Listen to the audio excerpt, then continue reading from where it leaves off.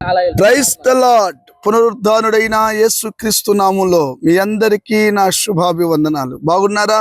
యేసయ్య మీ అందరిని ఆశీర్వదించును గాక. ఆమేన్. అనుదిన వాత్సల్యత అను నేటి వాక్య ధ్యానాంశాన్ని ఉదయకాలం ధ్యానించుకుందాం రండి.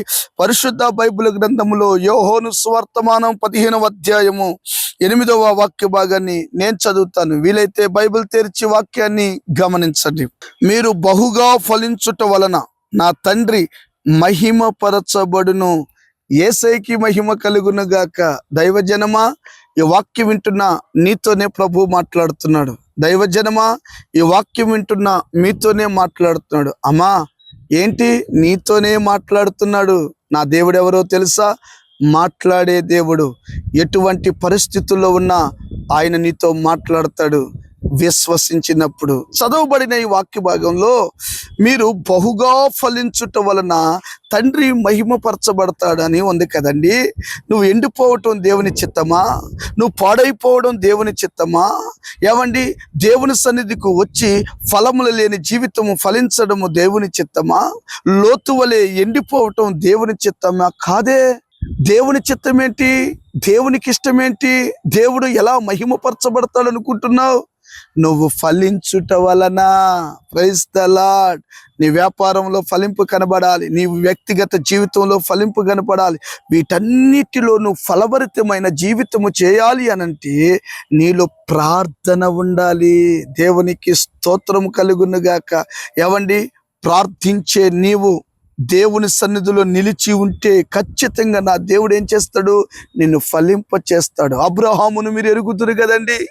ఏమండి, నేను ఎవని సన్నిధిలో కాలము గడుపుతున్నానో ఆ దేవుడు నీకు తోడుగా ఉండునుగాక అని చెప్పాడు. అంటే దేవుని సన్నిధిలో ఏముంది? ప్రభావం ఉంది. దేవుని సన్నిధిలో ఏముంది? ఫలాలు ఉన్నాయి, ఆశీర్వాదాలు ఉన్నాయి, సమృద్ధి ఉంది. అవునా కాదండి?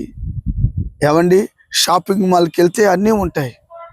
ఏమండి, ఒక వస్త్రాలు కొనడానికి ఒక షాపింగ్ మాల్కి వెళ్తే వస్త్రాలకు సంబంధించింది ఉంటుంది. స్టేషనరీ షాప్కి వెళ్తే దానికి సంబంధించినవి అన్నీ ఉంటాయి. కానీ దేవుని సన్నిధిలో ఈ భూ ప్రపంచంలో నీకు ఏది కావాలో సమస్తం ఆయన సన్నిధిలో ఉంటాయి. సన్నిధిలో నిలిచి ఉన్న నీవు ప్రార్థన చేయగలిగితే, మొర్రపెట్టగలిగితే, నిలిచి ఉండగలిగితే అబ్రహాములాగా నా దేవుడు నిన్ను ఆశీర్వదించును గాక.